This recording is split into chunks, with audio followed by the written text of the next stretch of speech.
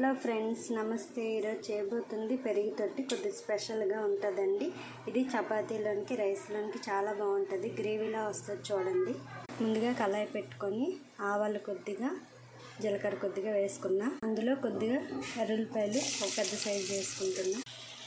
ఎండుమిర్చి ఒక 2 వేసుకుంటున్నానండి.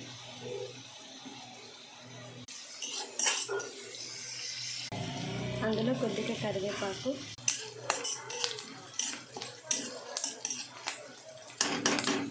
ఇదండి. అందులోకి ఉప్పు, కారం, పసుపు, ధనియాల పౌడర్, గరం మసాలా వేసుకోండి.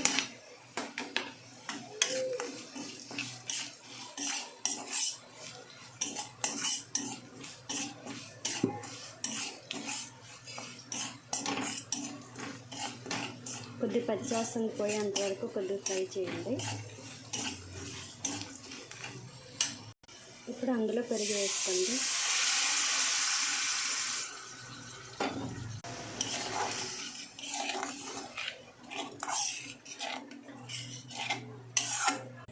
ఇదండి ఫినిషింగ్. కొద్దిగా కొత్తిమీర వేసుకోండి. సరే, అయిపోయినట్లేని వేడి అన్నంలోకి వేసుకుంటే చాలా బాగుంటుందండి.